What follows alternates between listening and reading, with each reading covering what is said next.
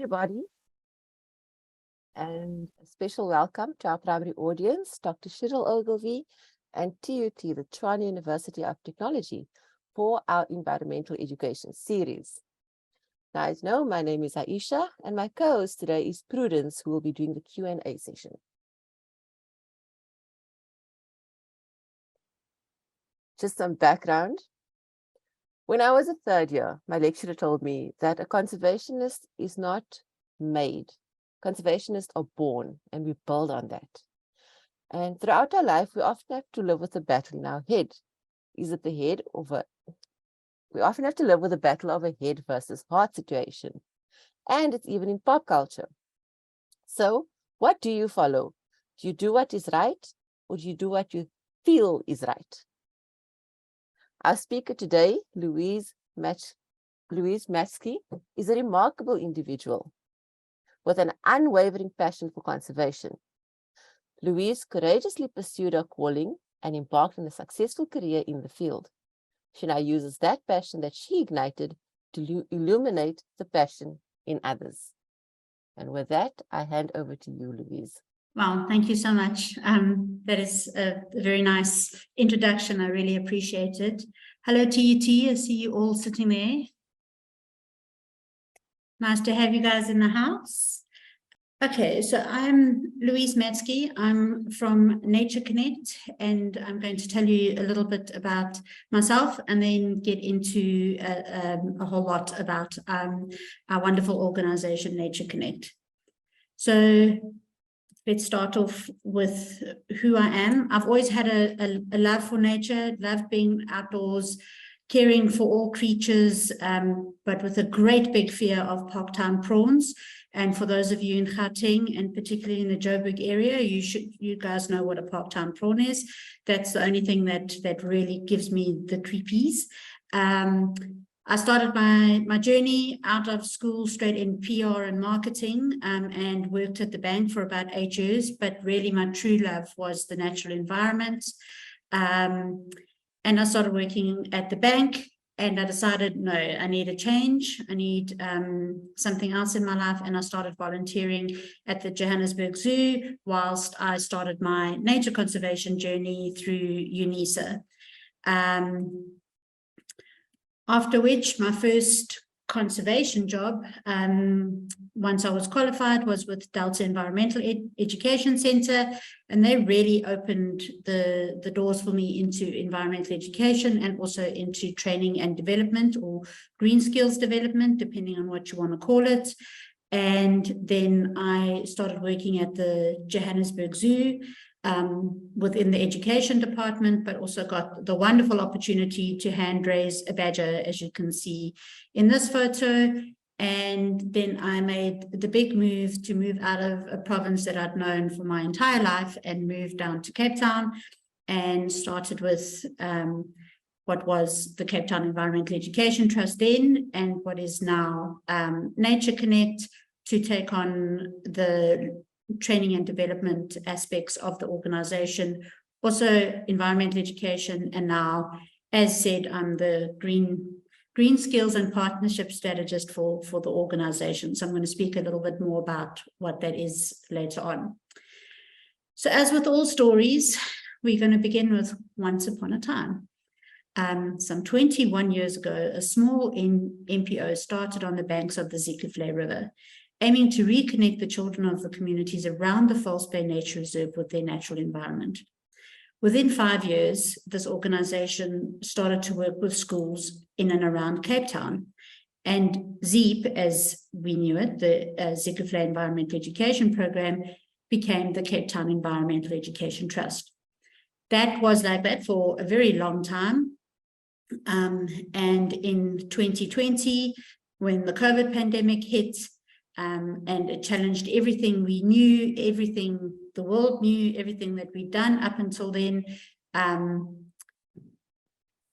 and changed everything that we needed to do within our organization. But we realized instead of focusing on the challenges, we started focusing on the opportunities, and realized we needed to reconsider our brand, our name, and what we actually do within our organization.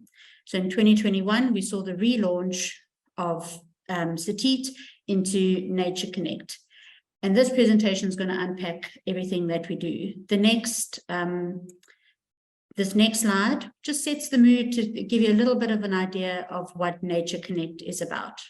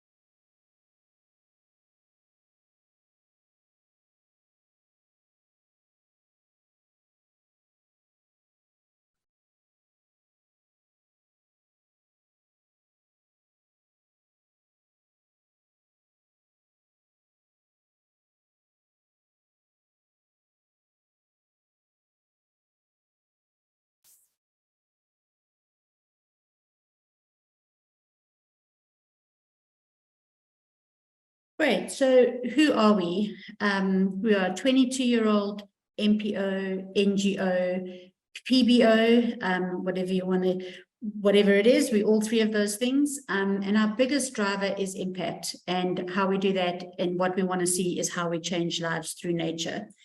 We focus on developing partnerships to increase our footprint, connecting people to nature, to influence behavior, influence policy, and to change and be recognized in the sector as a leading player in the green skills sector. And by green skills, I'll unpack that, what we mean by that, but we do these through 3 phases.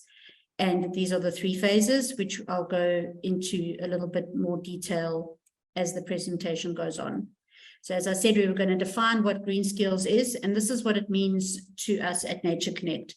Green skills are the abilities, the values, the technical skills, and the attitudes people need to build and support a sustainable and resource-efficient society in all sectors at all levels.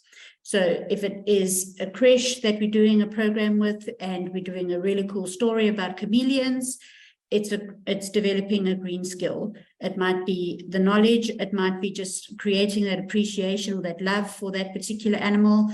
If it's this group that's in this picture that's doing a team building and the focus is around sustainable resource use, that's another green skill, it's another ability, and also through the programs is to try and change the attitudes. We're not looking at creating a whole world of just conservators. We would really like the green skills to infiltrate all the different sectors.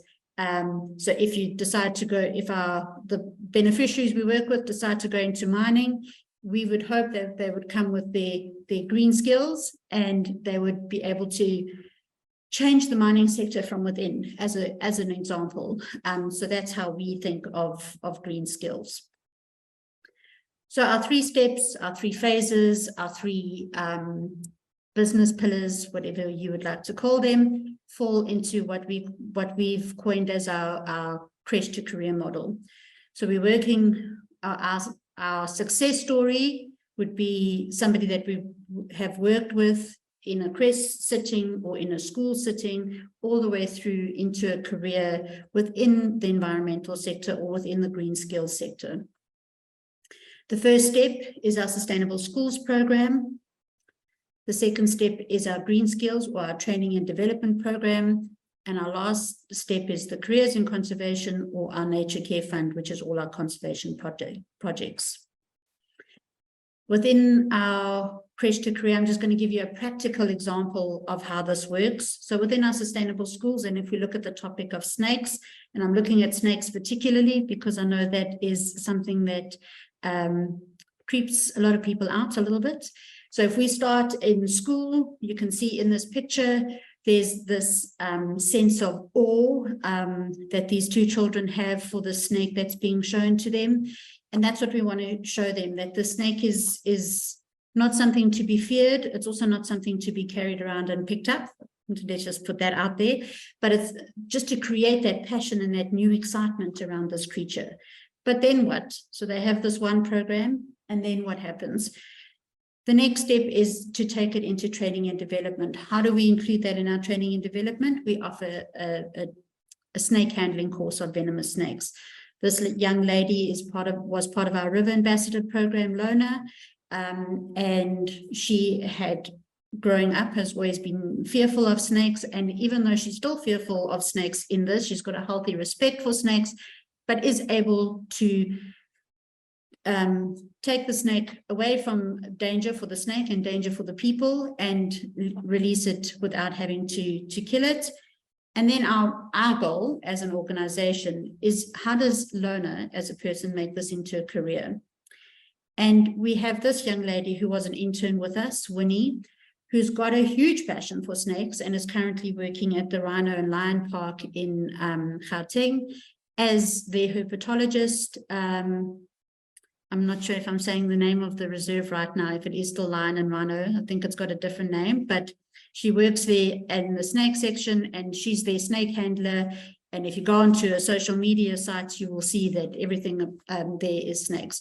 So that is basically what we're looking at if we had to look at it as a practical example. So let's start off with our Sustainable Schools program. So with lockdown, like I said, it gave us the opportunity to rethink how we were doing our education programs and what we were offering. So I see my colleague Jocelyn, who heads up this program, is in the audience. Thank you, Jocelyn. This is her program, and she's worked a lot to do the research during COVID, to work on streamlining our programs and streamlining the work that we do within our Sustainable Schools program overall. Our current reach within the program is 155 schools, which are registered across 4 provinces. There's about 300 teachers that are involved in the project, with about just over almost 67,500 learners involved in the project. And you'll see in the map there, it says that it's Nature Connect and then partner supported. So our Sustainable Schools program works a lot with partnerships. And in KZN, we have 1 partner, hopefully 2 partners shortly. And in Limpopo, we have 1 partner, the Lapalala Wilderness School, that is our partner in Lapalala, and they do all the work with the schools there with support from our Sustainable Schools team. So let's just look at the Sustainable Schools program in a little bit more detail. So there's a whole lot of different touch points, a whole lot of different ways that we sustain learning and teaching. We, as an organization, we've always wanted something more than just going into school, doing a lesson and retreating. We want that sustained relationship with the school. We want that ongoing engagement with learners. It might not particularly be the same learners, but there is that engagement within that school that is ongoing.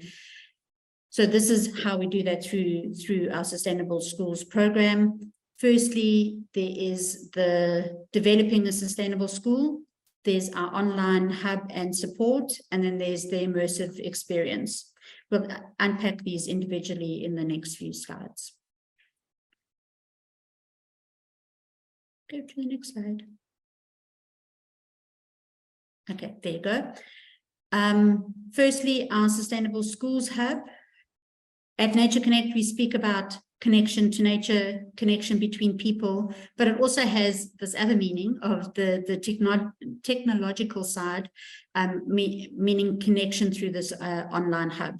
The online hub is an innovative teaching and learning, networking and management tool for our Sustainable Schools program.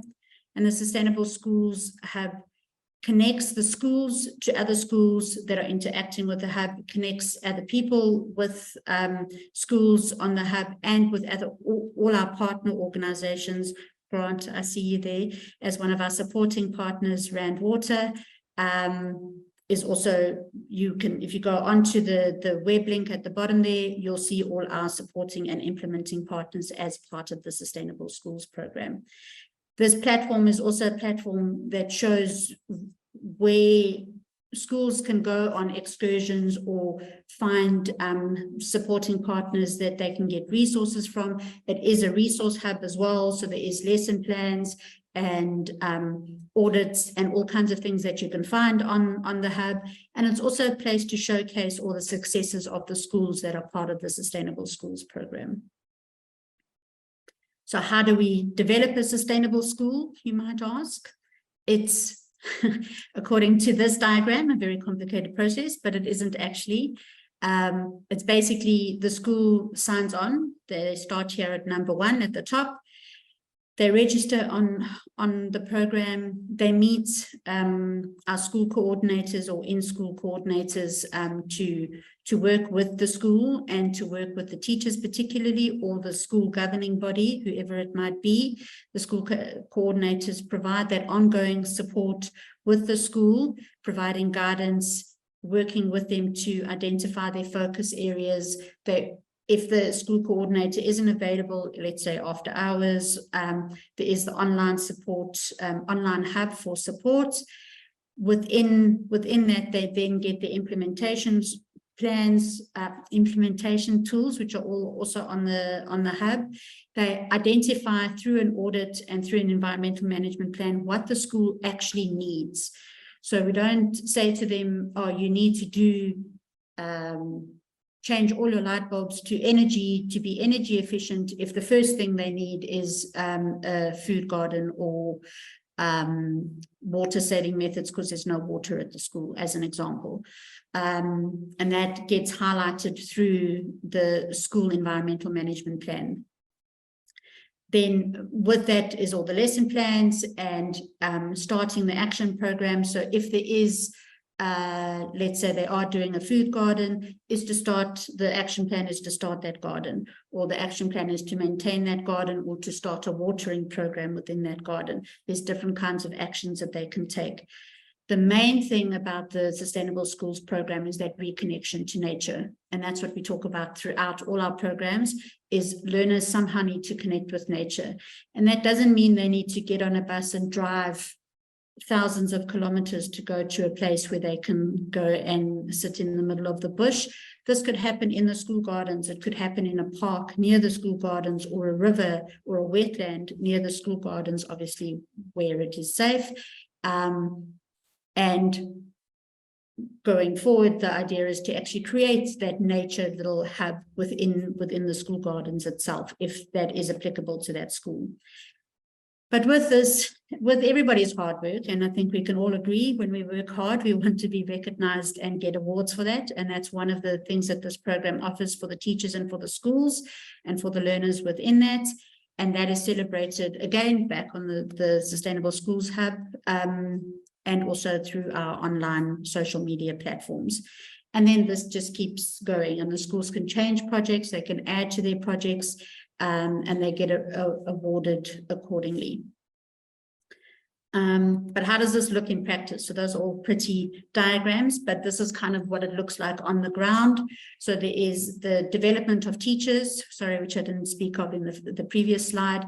So we can't forget about the teachers. You can't expect them to implement programs if they're not sure about what's happening within the environmental sector. So it's to train the teachers, which is done through SACE endorsed teacher workshops. This particular photo of the teachers in the top left corner is teachers in the Karoo district that we're working with in partnership with Sandparks, and taking the learners out then to Sandparks to go on workshops there, and then also to do lessons within the schools there. Food gardens is vital in quite a lot of schools that we work with.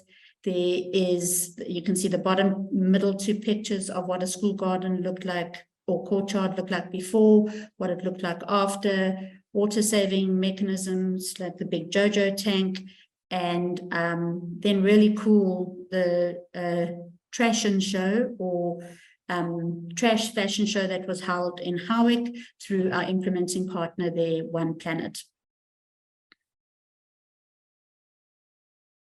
Okay. The immersive experience, that second little bubble that we were looking at, this speaks to all the things that really create that connection to nature.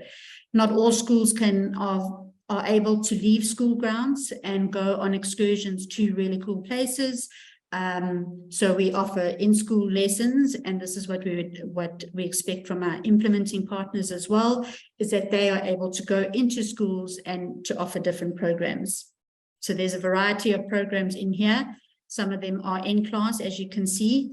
And if you can see, and if you look closely, you can see none of the resources there are high-tech or super fancy or really expensive.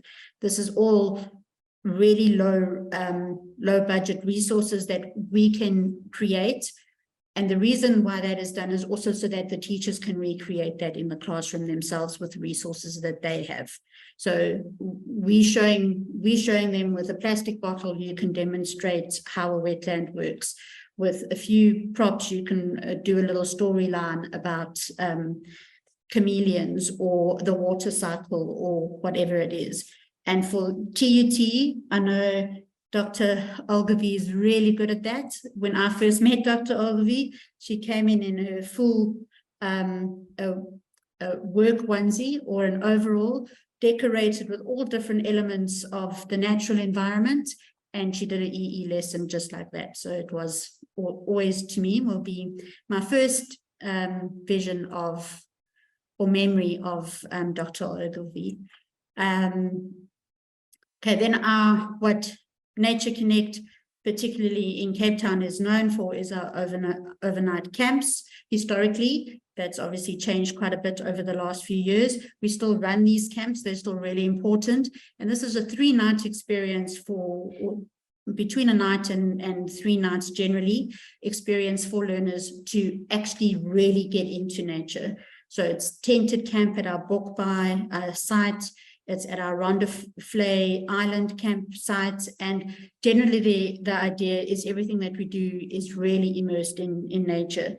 And people don't realize that they're having a lesson in nature because they're having so much fun while they're doing it. So they're looking for hohos. They're doing a mini SAS, but they don't necessarily realize that they're actually doing some work and doing some study-related stuff because they're having fun. They're looking for organisms, they're identifying flowers, and then they go and have a potjiekos competition, or they go on the dragon boats, or they do some team building activities, but everything is based around nature. Okay, part of our immersive experience is our conservation leadership program. This is a program where we take youth from grade 6, grade 7, and we work with that particular group of youth until post-matric or in matric particularly, but a couple of them we're still working with today.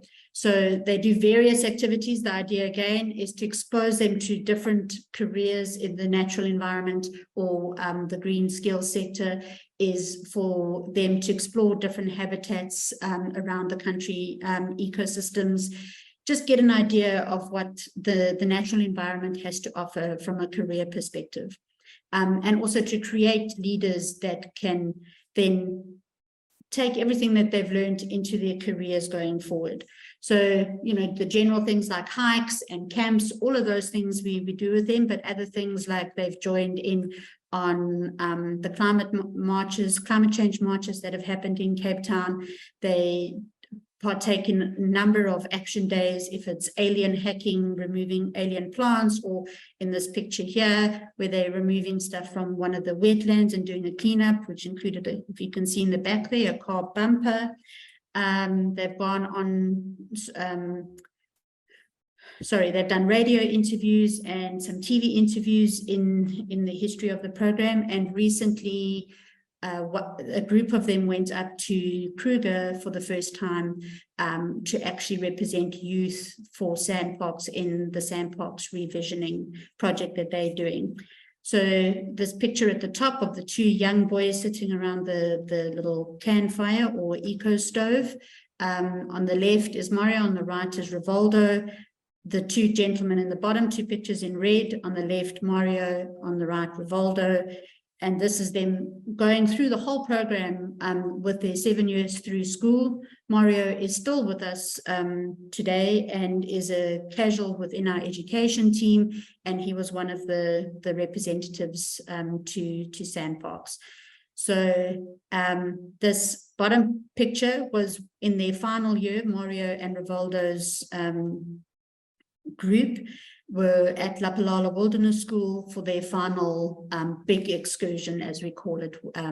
So they got to travel all the way from Cape Town all the way up to Limpopo to visit the Lapalala Wilderness School, which was obviously, for most, that's a huge, huge expedition or a huge trip. So now what happens when these guys leave school? And that was always a question that was asked, and that prompted us to start the Green Skills Development Program, or the Training and Development Program. And this is, the pure aim of this is to provide career pathways for youth to access the green economy or the green sector.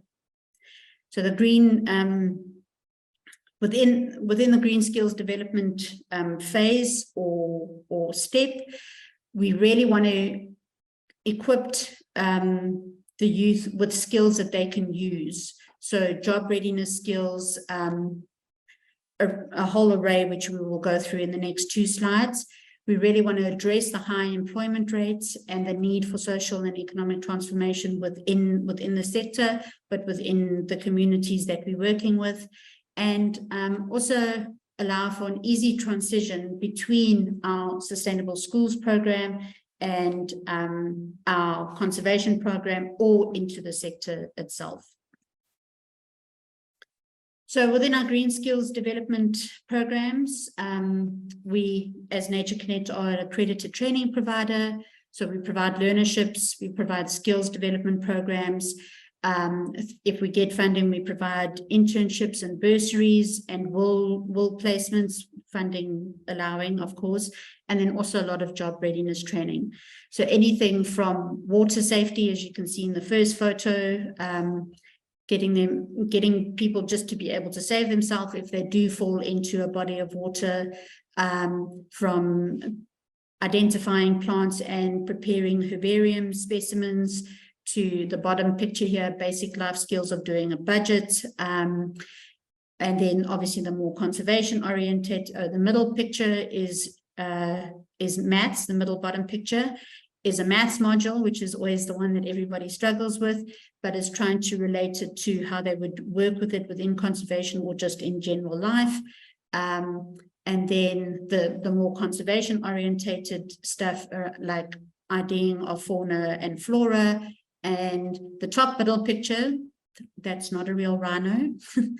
One of our partners is the Wildlife Forensic Academy up on the West Coast in the Cape. And basically what they do is you do a forensic crime scene, which includes a poached rhino, a poached giraffe, a poacher's house, a poached paardemoen, and basically you go through all the steps of how to open a case and how to investigate the scene. So that's what that picture is. In case you're worried, there's a dead rhino, it's not. As an accredited training provider, we offer 2 qualifications in nature conservation. It's NQF level 2, it's NQF level 4. And the reason why it's those 2 levels is it's for the youth that can't access tertiary education, that can't get into TUT or CPUT or whichever other institution for whatever reason that they can't.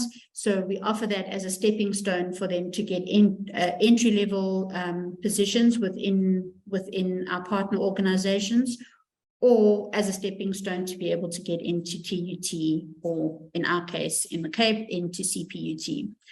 Along with that, we have the snake handling, and we have brush cutter, chainsaw, and herbicide application, and also more recently suppressing wildfire. So those are all the things that we are accredited for. And as you can see in the top right picture, the fear of snakes still doesn't go away. But this young lady who was terrified of snakes before and wouldn't even be in the same room is handling a Cape Cobra in this particular picture. And the sense of achievement for her is just humongous. And that's the kind of change that really gets me excited and makes my skin tingle. The bottom pictures of the ladies using a chainsaw and a brush cutter for the first time, being able to pull it apart and put it back together again and make it work, using power tools. Just those little things make such a difference for the youth that we work with.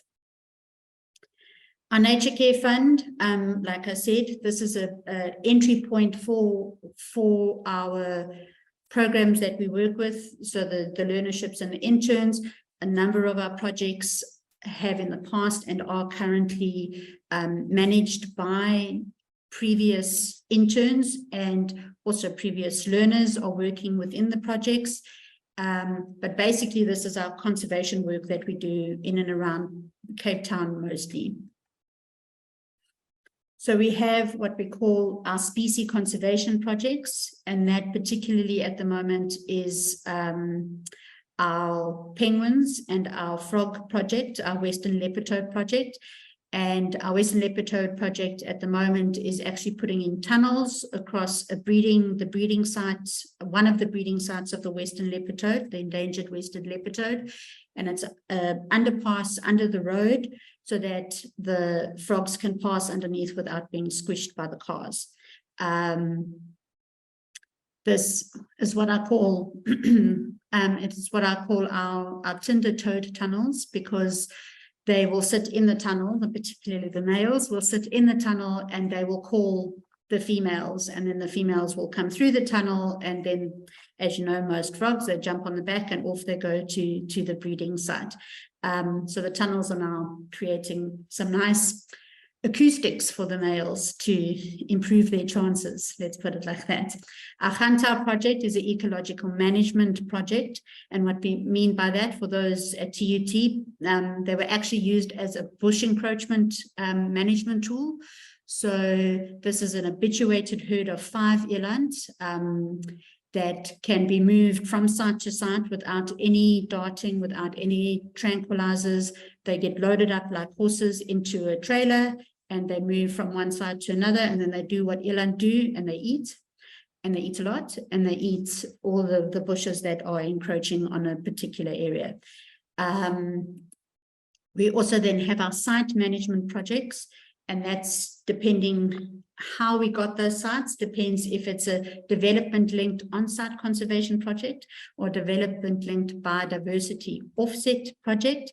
But basically, the first one is when a group of people have decided that this site has got ecological value and they are going to protect it together. So Kenilworth Racecourse, the top picture with the beautiful mountain.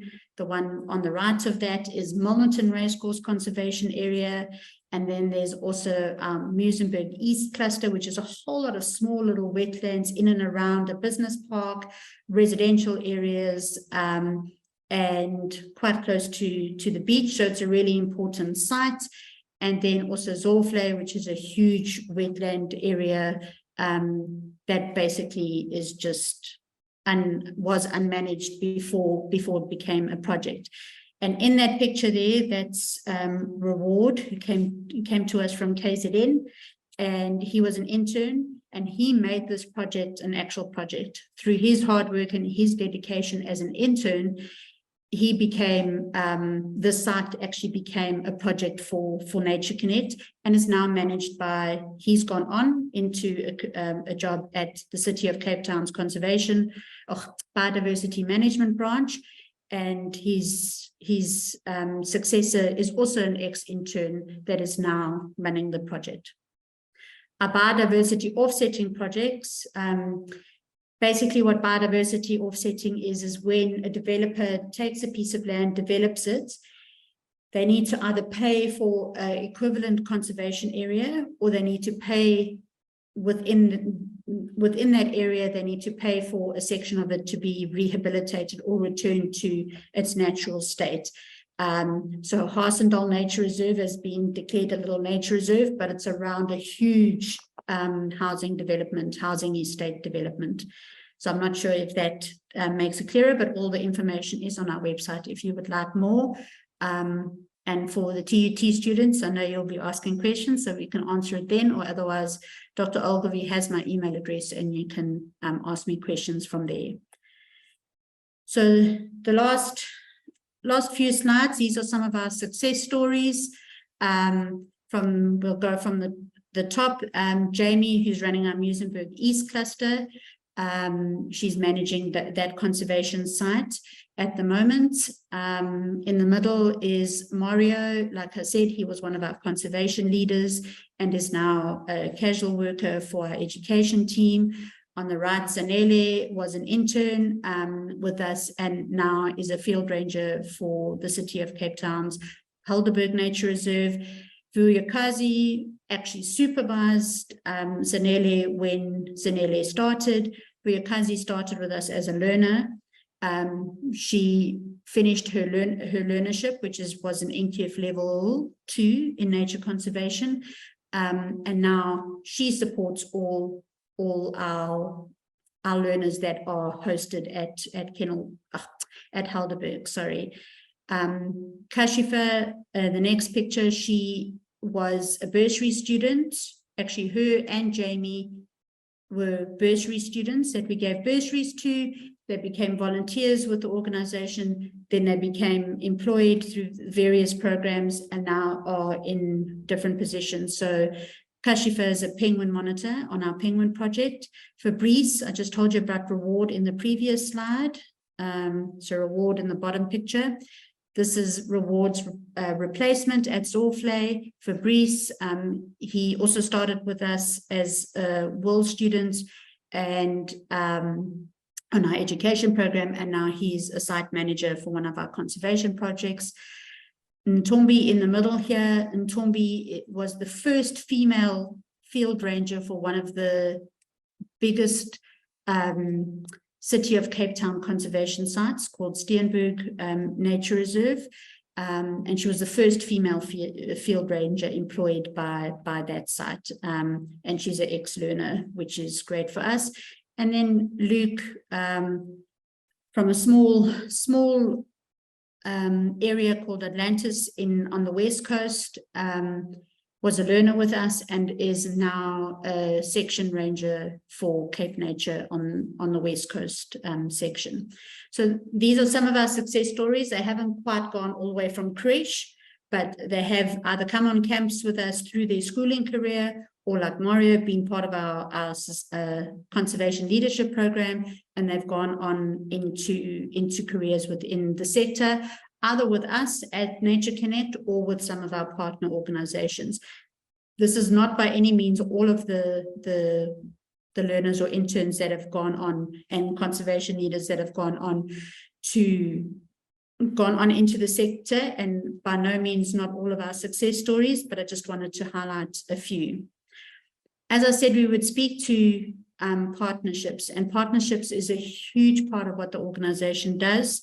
And these are the reasons that we think, or these are the reasons that we have strategic partners. For all MPOs, we need to gather our resources. We need to, if it's actual like physical resources, or if it's financial resources, whatever it is, we need to group that together, and for that to increase our impacts. To expand our reach, to access new targets, whatever you want to call it. All MPO donors are looking at what is your impact? What is your impact? And we can't do half the work or almost any of the work that we do to the reach that we have at the moment without partners. It just would not be possible. And knowledge sharing, and this is where a lot of people get a little bit nervous. And it's not just within the environmental sector. People are like, oh no, that was mine, I made that, I'm not sharing that, okay? And that's something that I think that is just silly. It's like, yeah, have it, share it. Instead of wasting resources on developing a new thing on water, as an example, new posters, new activities, new whatever, Rand Water is right there. Hey, Grant.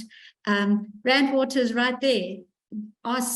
create a partnership with them and see how you can access resources as a joint project together, just as one example. Strengthening advocacy, and advocacy, I'm not talking about marching or activism, I'm talking about policy change. So working with other organizations to create a larger voice, to change, let's say, adding environment, or continue to keep the environment within the CAPS curriculum, or to change the biodiversity offsetting laws within the country. By working with partners, you can create a larger voice, and it's probably going to be easier to change. Capacity building. A lot of NGOs don't have the funding to be able to capacitate their own staff or their beneficiaries, but another organization might have funding to do that, is to partner together and leverage off what each partner can offer the other partner to be able to capacitate your staff or other people's staff. And obviously for a lot of NGOs, particularly, diversify funding is to find those new markets, to find new ways of funding, and also to make your funding last a little bit longer.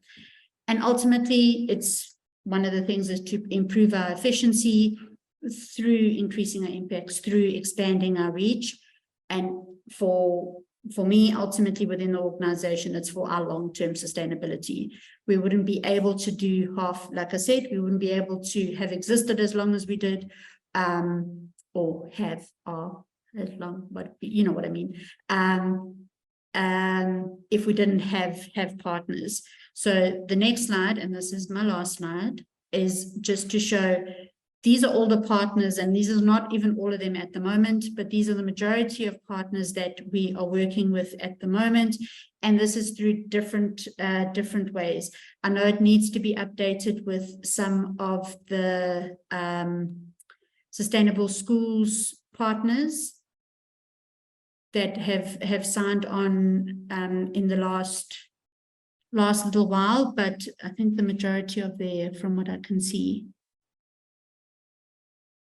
Anyway, so these are the partners that are either funding related, or they provide actual resources, or we have a relationship with them where we can host learners at their sites or on our site. But these are just some of the partners that we are currently working with. And that's me. Thank you very much.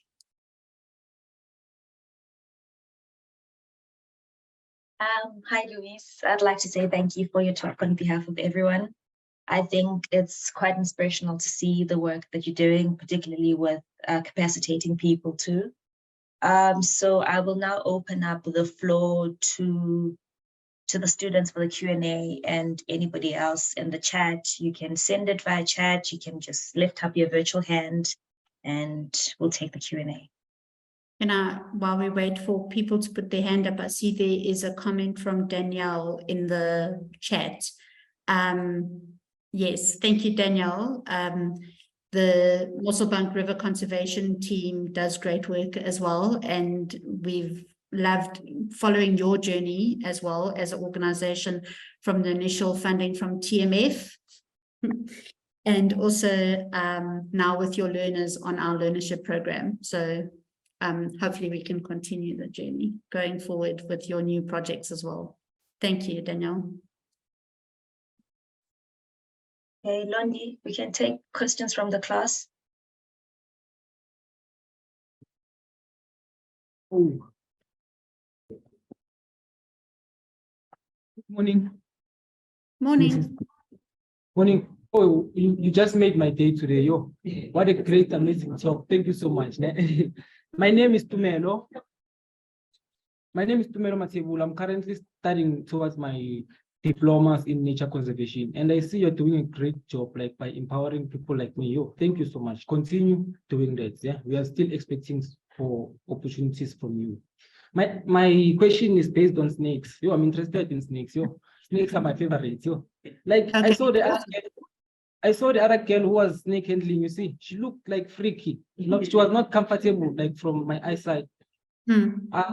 Are the snakes like on their normal instinct behavior? Are not tranquilized or are not maybe feed on full. Oh, No. so can I ask last question about snakes? I saw you had few snakes when you were teaching like learners, students about snakes. When you take snakes into the classrooms, they're not also in drugs or tranquilized, they're just only a normal behavior.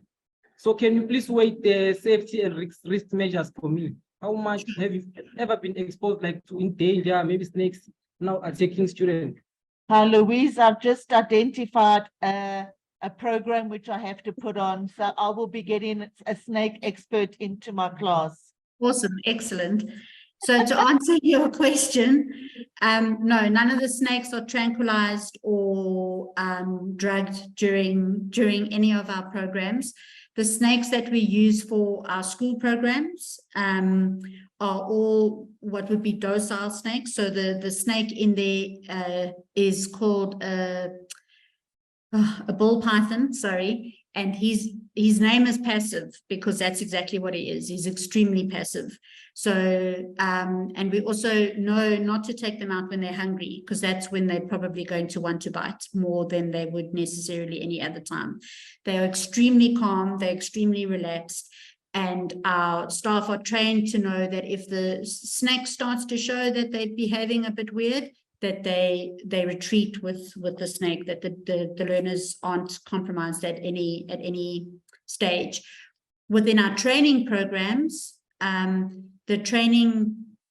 the snakes that we use for the training are all venomous snakes, except for the mole snake, which isn't venomous, but mole snakes are generally by nature a bit more aggressive. The reason why we want to do that, we need them to be behaving like they should be, is so that people have the right experience, so that they know if they go and handle a puff adder in the wild, what that behavior is going to be like. And I'll give you the snake that we use for that. We work with the Cape Reptile Institute, another partner, to do the snake handling. They keep all the snakes, and the one puff adder that we use from them is called Psycho. So that will give you an idea of that snake's behavior. And yet we all handle them. Our education staff, our nature care fund staff, and our interns and learners are trained with the same snakes. None of them are tranquilized. And that young lady that you spoke to, like I said, she was extremely scared. And what we do on the first day of the training is they get to meet passive and our other education snakes. They get to see what a snake feels like, what they look like, how they behave. And part of the training is also to look at that behavior, how a snake behaves, what's the difference between a puff adder and a boomslang, how their behavior is different, so that when you go and handle them, that you are actually able to know that a puff adder can strike you really quickly. The handlers that work with the snakes and the facilitator on the training have the safety of the learners is paramount. It's the first thing that they consider. So if a learner shows that they really aren't prepared and they just can't do it, then they work with them separately for a while with other snakes, or we use a rope, and they just get that anxiousness and nervousness out, and then we go into the full training. We've only had one out of the 200 and something learners that we've trained, only one lady that just said she just can't do it, and that was fun. We didn't push her. Oh, but most of the people who are very scared, they on the second day they do it, and they might cry before it, and they might cry afterwards, but we're there to support them, but they do it, and then it's this big achievement for them. It's amazing. It's really amazing. I see. Thank you so much. I can't wait to experience it one day. Sure. Can't wait to see you. Oh, I can't wait to see you too.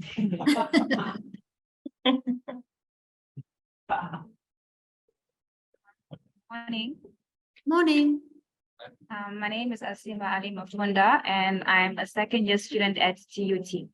So basically, I have a question. I saw that you empower them or you educate them on the different types of species that you have and how to grow the crops and etc. But I didn't see you implementing any of the laws, like, teaching them or educating them about, the different laws that are pertaining to like, nature. For example, if you poach and all those kind of things, like, what are the repercussions and etc. So why is that not included in the program that you actually do? Sorry, it is actually included. So thanks for bringing that up and highlighting that. So part of our the nature conservation qualification NQF level 2 and 4 is divided up into 5 modules. And one of the modules is around compliance and infrastructure maintenance. So within the compliance module, we speak to all the laws and requirements and permitting and everything that's required within, like a game capture, how to start a game capture, all the permits that's required for that. When they actually, one of the activities for the compliance module is acting out if they had to come across a poacher. What would the legal requirements be? What laws are they going against? So it's really introductory it's an introduction into the legal side, because it is an NQF level 2 or an NQF level 4. But yes, they do the basics of the environmental laws. But thank you for the question. That's a great one. Yeah, thank you. Thank you.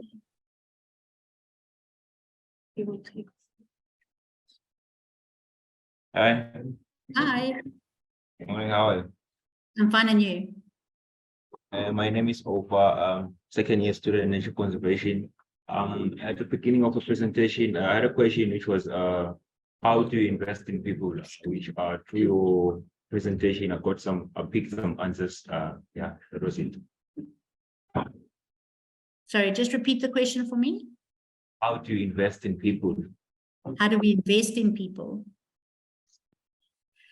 So a lot of our fundraising efforts go into trying to find opportunities for us to create opportunities for people.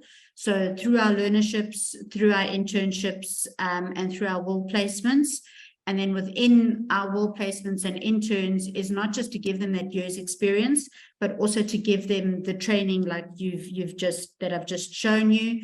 And that's how we invest in our beneficiaries. Within our staff is we try and funding is always an issue with the NGO for operational costs. So what we do try and do is, where we can, is incorporate training into our staff, for our staff, being whatever it is, for our staff to attend networking opportunities, and recently is focusing a lot more on team building and things like that. But investing in individuals is paramount to what we do as an NGO, from our schools all the way through.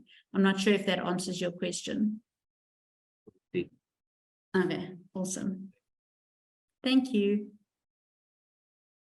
Sorry, just to carry on, just to add to that, we're also working with CPUT, and I work with UNISA on the advisory committee to try and bring in the sector's voice into the qualifications, and that way to invest in the future conservators.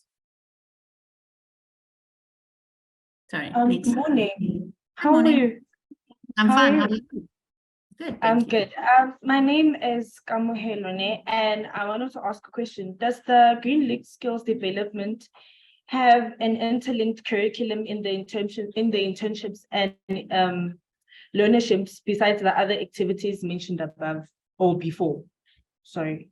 So the learnerships have a full curriculum because they do the qualification NQF level 4 generally in nature conservation. So they have a very, they have a CAT-CETA qualification that has a curriculum associated with that. Within our internship, it depends on the funding that comes with that internship. So if we get a CAT-CETA internship, unfortunately, there is very limited funding that comes with that. So we can only implement development programs and training programs linked to whatever funding we get in. So we try and source additional funding so that we can implement And it's not a strict curriculum like you guys are doing now, or like the learnerships are involved in, but it's more developmental curriculum, if that makes sense. Right. I fully understand. Thank you. Awesome. Thank you. Thank you, Kamo, for your question. We can take a question from Kirsten. Your hand is up. You can unmute and ask your question. Hi, good morning. Hi, Louise, and hi, TUT. Louise, that was an amazing presentation, reflecting just the incredible work that you are all doing. And my question is around how big, how many staff do you actually have? Because it just seems like you are doing incredible, just an amazing amount of work. And I see also that you must have quite a nice team of fundraisers, given the variety of funders that you have. I saw that there was Krispy Kreme donuts even, so I'm impressed that they're investing in nature conservation. And I'm also scared of Parktown prawns. They really give me the heebies. Okay, Krispy Kreme is basically provides snacks. Ultimately, they are a partner that we're working with for us to work on team building activities with their staff, and in return they provide donuts for our action days, essentially, and for other rewards based things. So that's how Krispy Kreme got in there. In terms of fundraisers, we actually at the present moment don't have a fundraiser. We had an external consultant working for us, but what we do now is we are about to go into our strategic review, and within that we will identify how we do fundraising. A lot of it is around relationships more than it is cold calling applications, or sending in cold call applications. It's about creating that relationship and then getting hopefully funding out of that, and maintaining those relationships so you keep getting the funding return. So a lot of our funders are long-term funders, and I think there's only a handful of them that are brand new funders.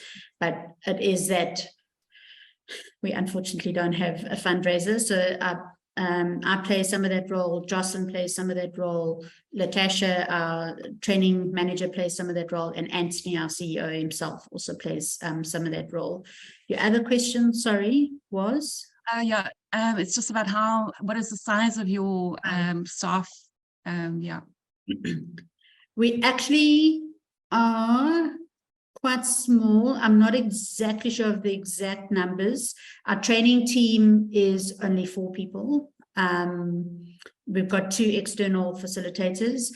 The conservation team is, I think, about 10 people. Our head office team is 4, and then there's 2 our HR is contracted in, and our finance is contracted in, and then our education team is the biggest team at the moment. I'm not sure if Jocelyn is still on the call to say how many they've got, but I think it's between 13 and 15 at the moment. We have been lucky to get Groensebenza interns, so that has helped a huge amount, and they're providing a lot of support, and we have 8 interns across the organization at the moment. I'm not sure. Thank you, Louise. Yeah, so I think it's about Fantastic. 60 without interns, more or less. Okay, super. We'll keep doing the amazing work that you're doing. Very impressive. Thank you very much. Thank you. Thank you, Louise. Dr. O, we can take some more questions from the class.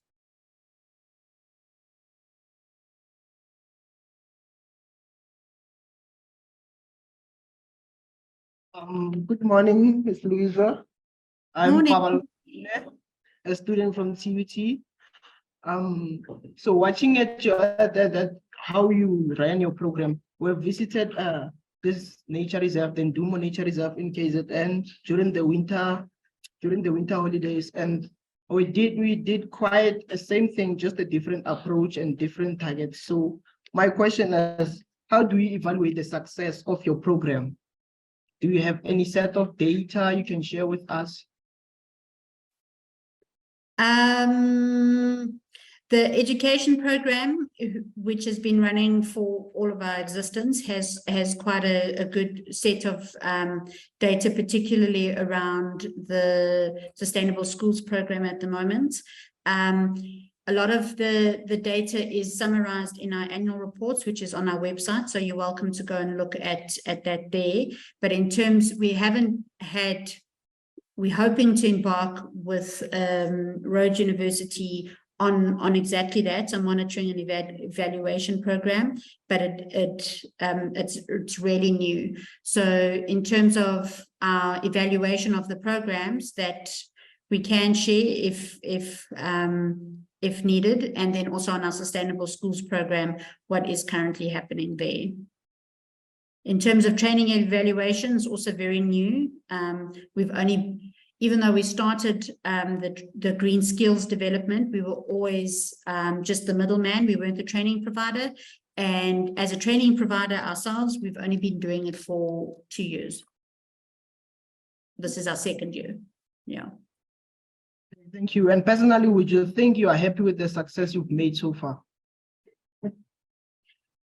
Yes, I am. I mean, obviously, there's always place for improvement as organization with reflexive practices. You always find a place that things need to be improved on, but the problem with the NGO always is what you want to do and the staff that you have to do it don't always equate. So there's so much more that we would love to do and really like to do, but funding is holding us back a bit. So if we could find more funding, we would definitely improve on a lot of the things and increase a lot of the things that we're doing. And a follow-up question is that, have you ever thought about interlinking your program to the school's curriculum in order to maybe reach much bigger targets in much earlier stages?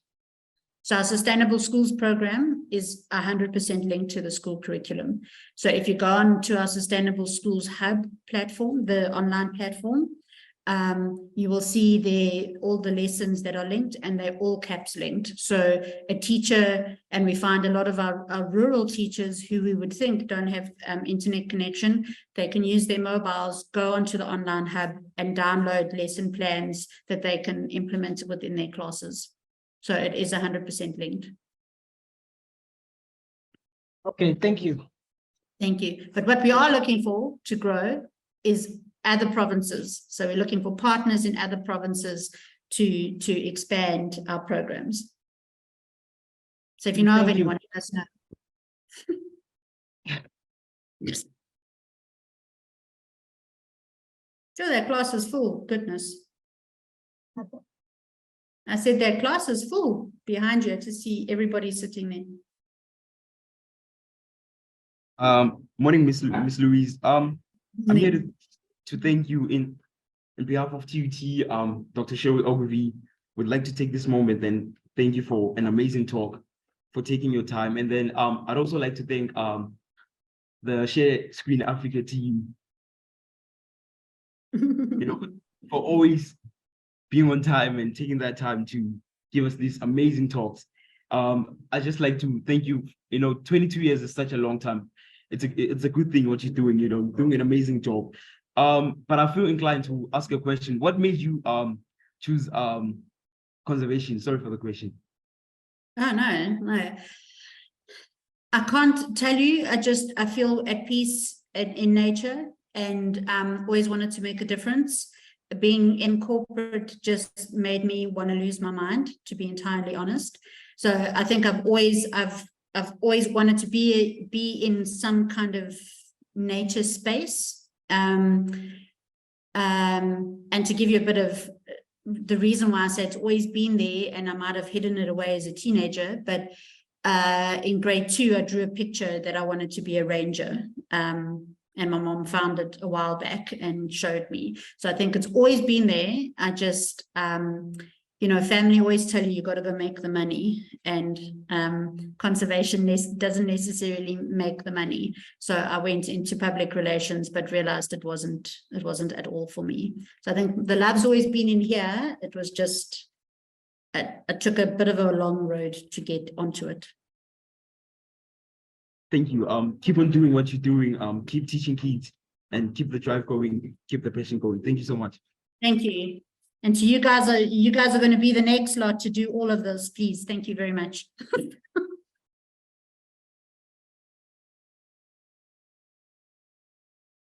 And Louise, from our side, I would like to thank you for taking this time out to educate my students and to show them that it can be done. You are just the picture is what they needed. It can be done and you've proven it. Thank you. Thank you. Thank you for the opportunity. And never stop being so dynamic. Okay, thank you. Thanks, Louise. Some people call it naughty, Cheryl. Some people call it naughty. No, but we'll do that at ESA soon. Yeah, indeed.